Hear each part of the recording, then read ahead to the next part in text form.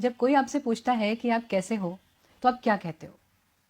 मेरी एक आदत है, जब भी कोई मुझसे पूछता है कि आप कैसे हो, तो मेरे मुंह से हमेशा यही निकलता है कि ईश्वर की कृपा है।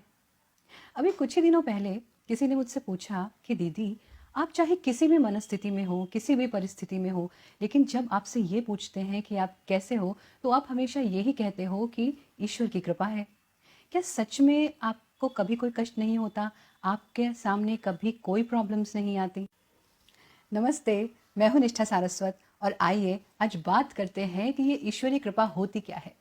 पैसा, आलीशान घर, महंगी गाड़ियाँ, धन दौलत, क्या यही है ईश्वरीय कृपा या कुछ और?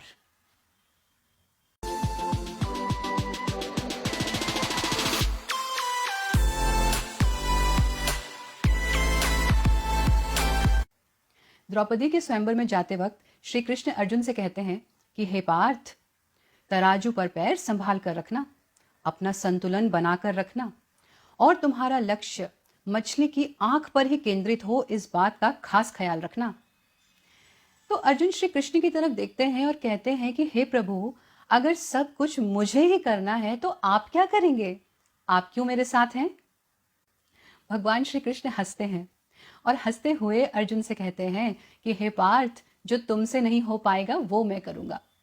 तो अर्जुन कहते हैं कि ऐसा क्या है जो मैं नहीं कर सकता? भगवान श्री कृष्ण फिर हंसते हैं और कहते हैं कि हे अर्जुन, उस अस्थिर विचलित पानी में जब तुम मछली की आंख पर निशाना साधोगे, उस समय उस अस्थिर पानी को स्थिर मैं रखूंगा। कहने का मतलब यह है कि आप स्वयं चाहे कितने भी बुद्धिमान क्यों ना हो, कितने भी निपुण क्यों ना हो, कितने भी विवेकशील और महान क्यों ना हो, लेकिन आप स्वयं हर एक परिस्थिति पर नियंत्रण नहीं रख सकते। आप सिर्फ अपना प्रयास कर सकते हैं और वो प्रयास की भी एक सीमा होती है और उसके आगे की भी जो बागडोर संभालता है उसी का नाम ईश्वर है।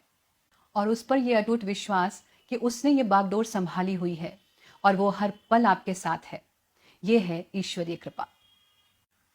पैसा, आलीशान घर, महंगी गाड़ियाँ, धन दौलत, ये सब ईश्वरीय कृपा नहीं है, क्योंकि ये सब तो आपने अपने कर्मों से बनाया है, अपने संचित कर्मों से बनाया है, आपके प्रारब्ध से आपको मिला है। तो फिर ईश्वरीय कृपा क्या है?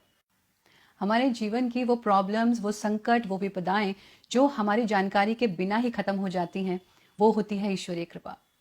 जब आप निराशा में डूबे हो, आपको कोई रास्ता समझ ना आ रहा हो, परिस्थिति से कैसे निकलें ये समझ ना आ रहा हो और सारी दुनिया आपका साथ छोड़ चुकी हो, उस समय जब कोई एक व्यक्ति आपके साथ आकर खड़ा हो और वो आपसे कहे मुझे तुम में विश्वास है, तुम आगे बढ़ो, और आप आगे बढ़ने की कोशिश करें, वो होती है ईश्वरीय कृपा। कभी कभी सफ़र के दौरान बहुत भीड़ भड़ाके में आपको धक्का लगे, आपका संतुलन बिगड़ जाए और आप गिरने वाले हों, लेकिन फिर भी आप बच जाएं, वो संतुलन ही है ईश्वरीय कृपा। जब एक समय का भोजन मिलना भी मुश्किल हो और आप भर पेट खाना खाएं, वो होती है ईश्वरीय कृपा। जब आप बिल्कुल हार मानने वाले हों, आपका दिल टूट चुका हो और तभी आपको एक आशा की किरण नजर आए और आपके मन से ये आवाज आए, यू कैन डू इट, हार नहीं माननी है, आगे बढ़ो, वो आवाज है ईश्वरीय कृपा। जब आप कामयाबी के शिखर पर हों, आपके पास खूब धन दौलत, पैसा, गाड़ी, ऐशो आराम सब कुछ हो और आपकी लाइफ एकदम फर्स्ट क्लास चल रही हो, उसमें भी आप जमीन से जुड़े रहें, आप ईश्वर को ना भूलें, आप अपने अच्छे कर्मों को ना भूलें और आप ईश्वर की इच्छा समझकर सब कार्य करते रहें, वो होती है ईश्वरीय कृपा। केवल धन, ऐश्वर्य और सफलता ही ईश्वरीय कृपा नहीं होती। जब ये सब कुछ आपके पास ना हो, उसके बावजूद भी आप अपने आप को संतुष्ट महसूस करें, आप अपने आप को धन्य महसूस करें, आप उसमें भी खुश रहें, ये होती है ईश्वरीय कृपा। मैं भी मनुष्य हूँ और मनुष्य जीवन है तो ये तो संभव नहीं कि कोई कष्ट ना हो। परिस्थितियाँ अच्छी भी होती हैं और हमारे मन के मुताबिक नहीं भी होती हैं, लेकिन जब हर परिस्थिति में हम ये भाव रखते हैं कि हमने तो स्वयं को ईश्वर को सौंप दिया, मैं जिस भी हाल में हूँ मेरे प्रभु को पता है और जब वो मेरे साथ हैं तो मुझे किस बात की चिंता। आज मैं जिस परिस्थिति में हूँ उससे बेटर मेरे लिए कुछ नहीं हो सकता। इसीलिए जब कोई मुझसे पूछता है कि आप कैसे हो, तो मेरे मुंह से हमेशा यही निकलता है कि ईश्वरीय कृपा है, सब कुछ बहुत अच्छा है। और शायद यही वो भाव है जो जीवन में सब कुछ ठीक किए रहता है, क्योंकि मन में एक सेटिस्फैक्शन रहता है, एक संतुष्टि रहती है। मेरे बचपन में मेरे दादाजी एक गीत गुनगुनाया करते थे, वो मुझे हमेशा याद रहता है। तेरी चाही में प्रभु है मेरा कल्याण, मेरी चाही ना करो मैं मूर्ख नादान। और मेरी माँ मुझे ये सिखाती थी कि अपनी हर श्वास के साथ ईश्वर का धन्यवाद करो। जो कुछ भी तुम्हारे पास है उसके लिए उसको थैंक यू कहो, उसके लिए ग्रैटिट्यूड फील करो। और तुम्हारे मन के मुताबिक काम हो तो ईश्वर को थैंक यू कहो, और तुम्हारे मन के मुताबिक काम ना हो तो उसे डबल थैंक यू करो, क्योंकि तुम्हें नहीं पता कि उसने तुम्हें किस मुसीबत से बचा के रखा है, तुम्हें उसने किस प्रॉब्लम से निकाल लिया है। अंत में मैं आपसे भी यही कहना चाहूँगी कि जो आपके भाग्य में है वो दुनिया की कोई भी शक्ति आपसे छीन नहीं सकती, और जो आपके भाग्य में नहीं है वो दुनिया की कोई भी शक्ति आपको दे नहीं सकती। इसलिए कर्म ही कामधेनु और प्रार्थना ही पारसमणि है।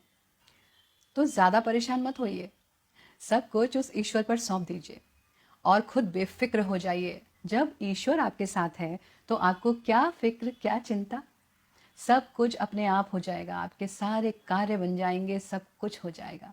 आप जिस परिस्थिति में हैं उससे बेटर कुछ हो ही नहीं सकता अगर आप अपने ईश्वर पर विश्वास रखते हैं तो। अगर आपको मेरी ये वीडियो पसंद आई है, मेरे ये विचार पसंद आए हैं, तो इस वीडियो को ज़्यादा से ज़्यादा लोगों से शेयर कीजिए ताकि सबके जीवन में पॉजिटिव बदलाव आ सके, हर कोई हर परिस्थिति को एक पॉजिटिव दृष्टिकोण से देख सके। मेरी वीडियोस को लाइक करने के लिए, शेयर करने के लिए बहुत बहुत धन्यवाद। आप सबका इतना अच्छा रिस्पांस मुझे आ रहा है, इतने सारे क्वेश्चंस मेरे पास आ रहे हैं। यदि और भी कोई क्वेश्चंस हैं आपके पास मुझसे पूछने के लिए तो आप मुझसे पूछ सकते हैं। Thank you so much. Thanks for watching.